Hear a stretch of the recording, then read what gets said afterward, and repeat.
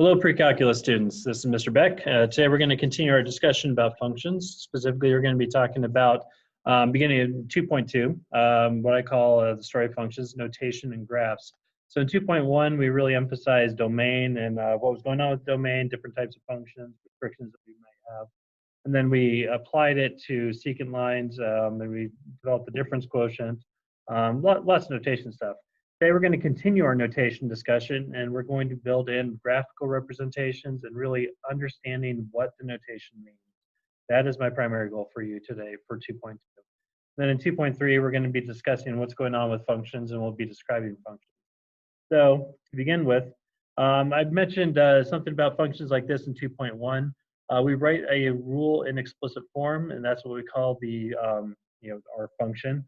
We'll name our function as f of x equals x, in this case, x cubed plus x squared. By saying f of x is this function, we're saying our input is x, the output is whatever results from this. The most important thing that I do want to discuss is what I have highlighted here in green. We are able to describe the behavior of y based off of x. The importance of working with functions is we're able to describe the output based off of the input. For instance, if you have height of a person based off of time, meaning their age, we can describe what's going on with their height. We would say that a person's height usually starts somewhere up here. Person gets taller, then levels off, and then maybe by the end of their life levels off a bit, and then by the end of their life maybe decrease a little bit because of osteoporosis or whatever. So we could say, based off of the input, at age 3, we expect the person to be growing. At age 20, we expect the person to not be growing, have a constant. At age 80, maybe they've decreased their height a little bit. But the overall goal is to describe the behavior of whatever we care about, like I said, height, whatever we care about, based off of that input value. So just notation-wise, first I have this graph right here. This is not a usual graph that you're used to. This is really the graph of f of x equals 4 cosine of x. First notation is, based off of the input, can you spit out the output? So f of 0 means we're going to look at this x value of 0, and what's the output? 4. Second one, f of 3 pi over 2. So if my input's 3 pi over 2, I look for 3 pi over 2, and the output is 0. Third one, f of 3 pi.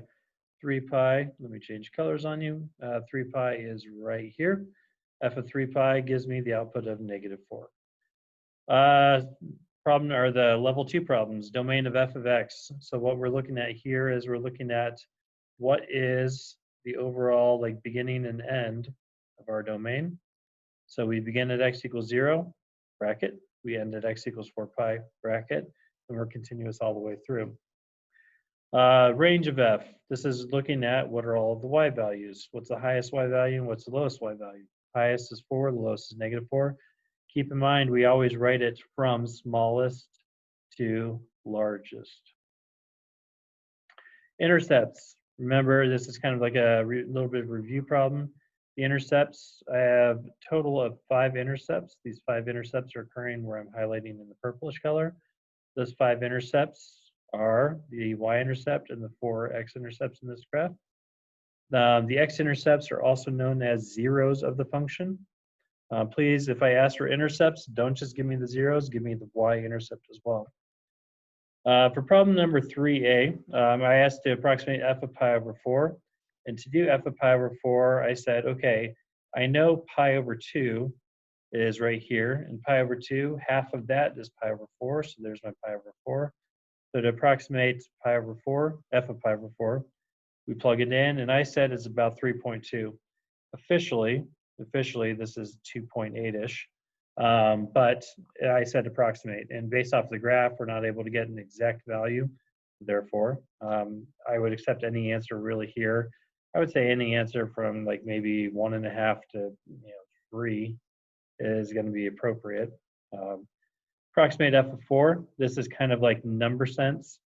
If we know that this is going to be pi is 3.14. Pi over 2 is 1.57. If we add those together, we get 3 pi over 2, which is 4.71. So 4 is going to be somewhere in this general vicinity. And so I said, hey, -2 sounds close enough to me. How many times does f of x equal 2 occur? 4 times, and as you can see by the blue color I have here, 4 times because I want to know where this horizontal line y equals 2 hits the graph. If f of x equals -4, it's what I have in red down here. If f of x equals -4, what is x? We have two potential answers, 3 pi or pi, because both of those have the y value of -4. And everybody, that's essentially what I want you to know. Where is the y value -4? That y value is -4 at these x values, which goes back to we're just able to describe what's going on with f of x based off of the x. When x are these, y is this. Where is f of x positive? So f of x positive, what I'm going to do is I'm going to highlight a certain region. That region I'm going to highlight is up here. This is where f of x is positive. And so I'm trying to describe where the y values are positive. So where is f of x greater than 0? So describe it based off of the x. Our answers are the x values or the x intervals, meaning the y values are positive from 0 all the way to pi over 2. Y values are positive from 3 pi over 2 all the way to 5 pi over 2. Now, keep in mind, this does not say equal, it just says greater than 0. So the y values are positive only in this region. I don't care where they equal 0. That's why these are parentheses. Now, f of 0 is positive. F of 4 pi is positive. That's why I'm ending at 0 and 4 pi. This next one, this is kind of a tricky one. Solve -4 is less than f of x is less than 0. In order for me to solve this, I'm going to say I need my f of x to be between the y values of -4 and 0. Now, we do include those x values of 0. So I'm in red. I'm going to redraw the x-axis. So we're going to be able to include these values, which is why we start off at the x value of -pi over 2. Now, we have to take a break right here. So we have to take a break at x equals pi because -4 is not greater than -4. -4 equals -4, and because there's no equal sign, therefore we can't include it. So from -pi over 2 to pi, meaning from -pi over 2, or sorry, pi over 2 to pi, and then from pi to 3 pi over 2, from 5 pi over 2 to 3 pi, and then 3 pi to 7 pi over 2. Now that we've done some graphical work, let's look at some algebraic work. Algebraically, how do we find f of 1? F of 1, we plug in the 1, and we get 1 squared minus 4, -3, over 1 plus 4, or 5, so -3/5. This is not a level 1 question, it's more of a level 2 to a level 3 question. What is f of 3/4? So if I plug in 3/4, I get some nice fun fractional work. Now the reason why I'm doing this is because it's really not hard to plug in points, but what I want you to do is make sure you know how to simplify the arithmetic. So I'm trying to build some arithmetic skills in some of the very easy problems. So now, if I distribute that 16 to the 9/16 minus 4 into the 3/4 plus 4, 16 times 16, 9, or 9/16 is 9. 16 times 4 is 64. 16 times 3/4, everybody please, 16 divided by 4 is 4, times 3 is 12. Then 16 times 4 is 64. And I get to -55 over 76. If f of x equals 0, what I do is I set my function equal to 0, and I solve for x. And in doing so, to go from here to here, if I multiply both sides, and then saying both sides by x plus 4, then I will get to this expression here, and then I can solve this x equals plus or minus 2. Domain of f, this is a little bit of a kickback to what we did in 2.1. We're not allowed to have 0 in the denominator, so x plus 4 is not equal to 0, which means x is not equal to -4, and that shows up here in the answer. The y-intercept, I want you to really, really know the y-intercept is f of 0, and so just plug in 0, we get -1.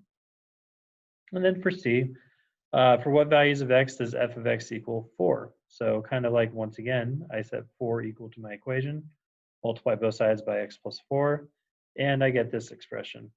Now, in this situation, what I ended up doing was I solved this by completing the square, which is what we see right here.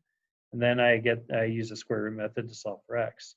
I personally do not care which approach you use to solve for x. I just like to build in other skills that you're not quite as familiar with where I can, because that shows that you're really developing the understanding for what's going on.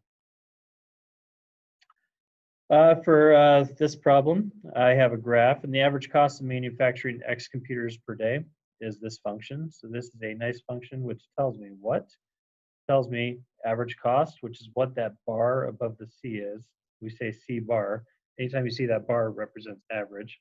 In statistics, you're going to find X average or the mean. I had a student tell me they saw it in physics also for velocity. The average velocity would look like this. But anyway, the average cost of manufacturing X computers per day, I do want to say this is supposed to be in dollars, or else we couldn't answer this problem appropriately. So the average cost of manufacturing 30 computers, so average cost, manufacturing 30 computers per day, and then find it. I just plugged it in. Now I'm going to show you Desmos, and oh, darn it, Desmos cleared. But in Desmos, I was going to plug that in. So I apologize. Now I don't want to take the time to retype it just for you. So anyway, so you can plug it into any calculator, and you get C bar of 30 is 1351.54. Please make sure you know how to plug it into your calculator appropriately to get that answer. For part B, use a graph of C bar of X to the right to estimate the minimum average cost. So the minimum average cost is occurring here. And the minimum average cost means what's the lowest point on the graph. Lowest point on the graph should match up right about there. And in that lowest point on the graph, what we do is to say, okay, what is that Y value? If I count, I have 1, 2, 3, 4, 5, 6, 7, 8 tick marks. So 4,000 divided by 8 gives me each tick mark is 500. So that's going to be somewhere between 1,000 and 1,500. So that's where I actually didn't answer this one appropriately.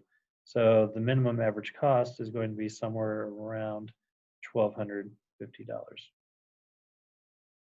So let's move this down here because that is the answer to question C, about $1,250. So question C, estimate the number of computers manufactured per day. That's where I care about the X value, and it looks like it's somewhere around 40 computers. I used Desmos again, and I got 41.217. So because I'm not allowed to have 0.217 computers, what I'm going to do is I'm going to say the answer is either going to be 41 or 42 computers. By writing this in Desmos as a function, I wish you could have seen it, then you could just say C of 41, C of 42, I guess it's C bar of each of those. And it turns out that C bar of 41 is the minimum average cost. For this level 4 problem, if you remember notation-wise, this is just kind of a, hey, let's bring back some of the things that we talked about this time in preparation for your quiz next class.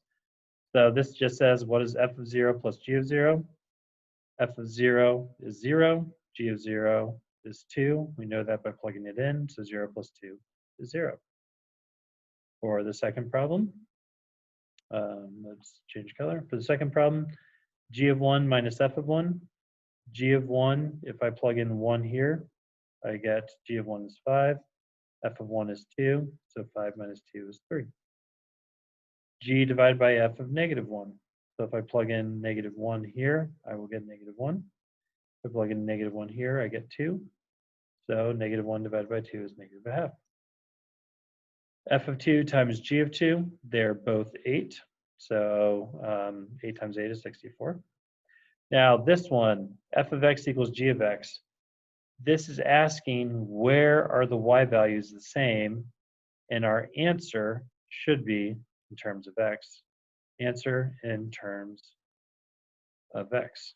So our y values are the same at the 2 points of intersection. So the y values are the same at x equals 2 and x equals negative a half. What I do like about this problem is if we literally take f of x and put it in as 2x squared and take g of x, we can solve this equation to get x equals negative a half and x equals 2. So we can solve it directly, algebraically. That shows that our answer is in terms of x. To do part F, I want to know where g of x is greater than 0. So I look at my g of x graph. That would be from this point on. So how do I know what that point is? Set 0 equal to 3x plus 2 and solve. So x is negative 2/3. So I know that from the x value of negative 2/3 on, positive. And I said greater than 0, which is why this is a parenthesis and not a bracket. 2.3. 2.3, we're going to discuss some more terminology for you. First, the terminology even function versus odd function. Now, to be able to understand what an even function is, let's first talk about the symmetry. The even function has symmetry to the y-axis. So when we look at these three graphs right here, we see that this has symmetry to the y-axis, therefore it's even. Now, with that in mind, if I have any random point here, I'm just going to say, let's make this point 2, 5. Then I also have the point negative 2, 5 on that graph. What this means is for each x, negative x has the same y value. So for each x, negative x has the same y value. And that's what's represented in this function notation right here, that if I plug in my negative x, it should be the same y value as plugging in x. So these are the same y values. So same y values. And algebraically, we could prove that. So if you look at part A, if I plug in negative x, so if I plug in negative x and I square it, negative x squared is the same thing as positive x squared. And if you notice, our expression x squared plus 3 is the same x squared plus 3 that I have here. So what that means is, by plugging in negative x, I get the same function as plugging in x. Therefore, the y values are the same. Therefore, it's an even function. On 2b, once again, if I plug in negative x, the absolute value of negative x, officially, let me write this, this becomes 5 times the absolute value of negative 1 times the absolute value of x minus 6. And the absolute value of negative 1 is 1. So these two multiplied give me 5. And once again, by plugging in negative x, I get the exact same function as just having x in there. Therefore, it is even. Now, if I look at this one, if I plug in negative x, then I get this expression. This is not the same expression that I started with. Since it's not the same expression, I could see, wait a second, there's a resemblance. So if I factor out the negative, by factoring out the negative, this shows me I'm taking the negative of f of x, meaning the negative of the function that I started with. That's not even, it is now what we call odd. So an odd function says if I plug in negative x, I'm going to get the opposite of that y value. So if I plug it in negative x, I get the opposite of the y value. That sounds very familiar to me because we did that in chapter 1 when we talked about symmetry.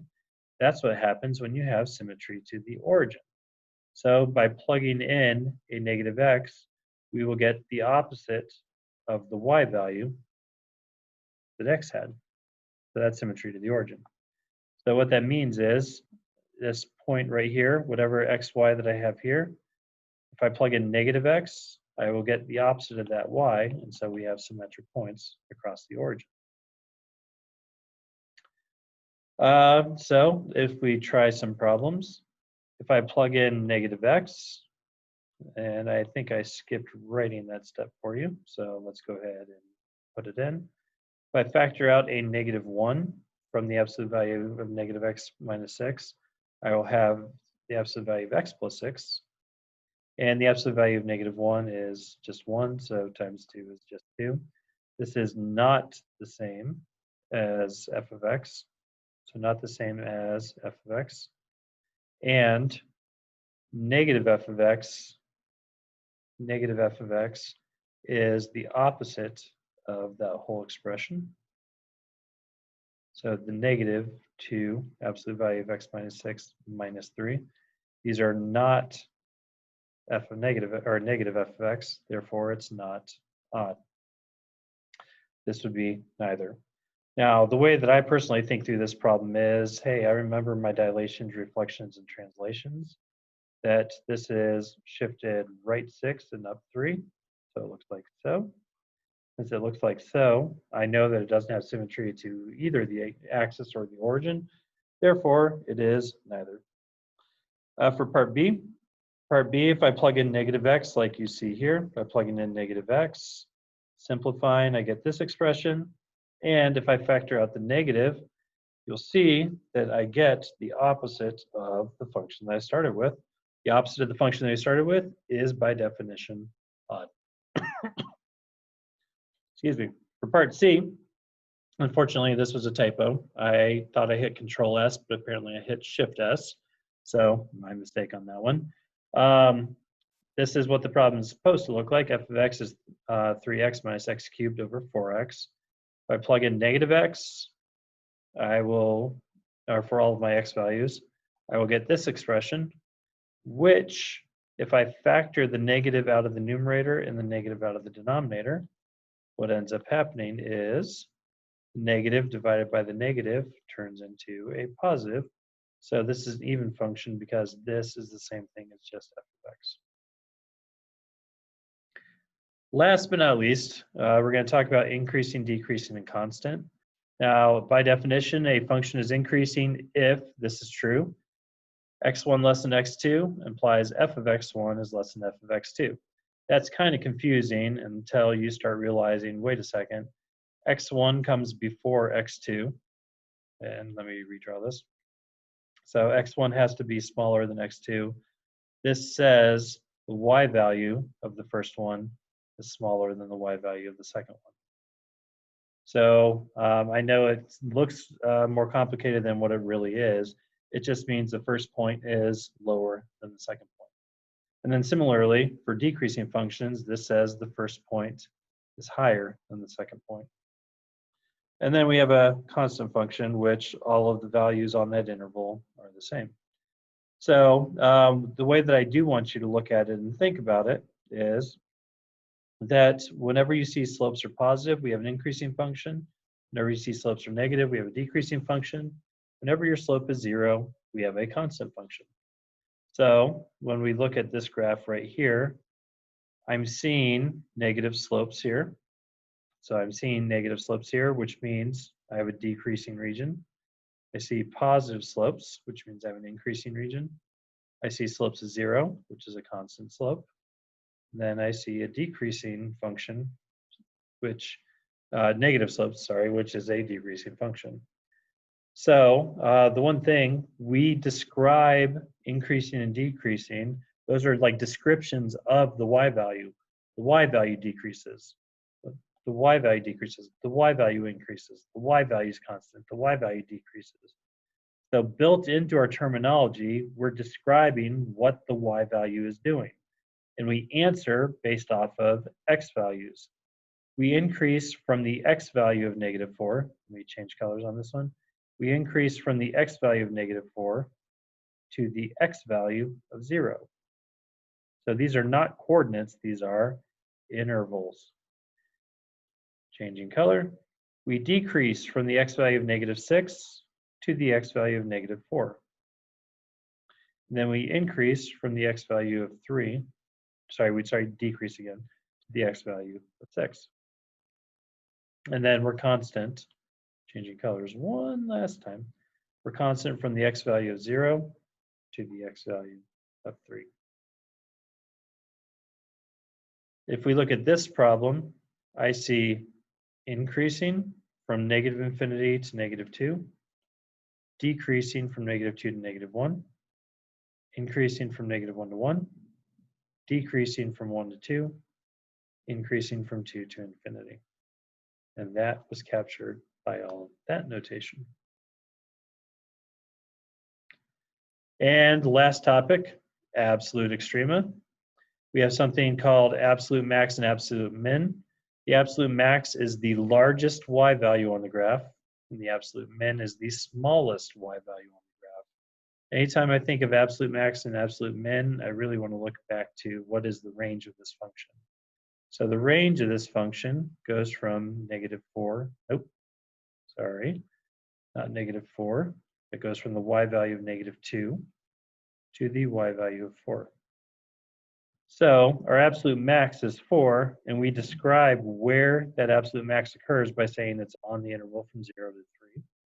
Our absolute minimum is -2, and it occurs at the singular point x equals -4. So absolute extrema are what is the highest and the lowest point. Now, due to this infinity and negative infinity, there are no absolute extremas. So last is the relative. So relative extrema are where on a small interval, and I'm going to stress small interval, that all of the x value, all of the y values are bigger. So all of the y values are going to be, I said that so wrong. Let me try that one more time. So we have one y value that's bigger than all the surrounding y values, meaning every other x is going to be giving us a smaller value. So let me show that right here because I butchered that description a moment ago. So this y value, this is our f of c, in this case it's f of 1. F of 1 is going to be greater than or equal to all of the x values that I plug in around it. So if I plug in an x value here, here, here, here, here, they're all going to be smaller. So f of 1 is greater than all the other ones. Therefore, that is a relative max. F of 2 is going to be smaller than all the surrounding y values. So that is what we call a relative min.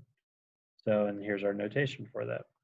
So all of the f of x's, all the x's that when we plug in give us y values that are bigger than the y value we care about. So that's a relative min. Looking at these two graphs, we have relative max here, relative min here, relative min here. There is no relative max because there is no singular point which is above all the other ones. That's due to the whole. Now, what you should notice is we have multiple relative maxes and mins, but we can only have one absolute max and one absolute min. So multiple relative, but only one absolute. And a lot of times, because the minimum has to occur at a single point, and it tends to occur at a single point, we usually will write those relative extrema as coordinates. Absolute extrema, we tend to say it's these values, but I think MyMathLab might actually have you do them as coordinates as well. So you're just gonna have to work with it and play it by ear. So if you have any questions, you know where to find me. And pre-calc students, I hope you have an amazing weekend.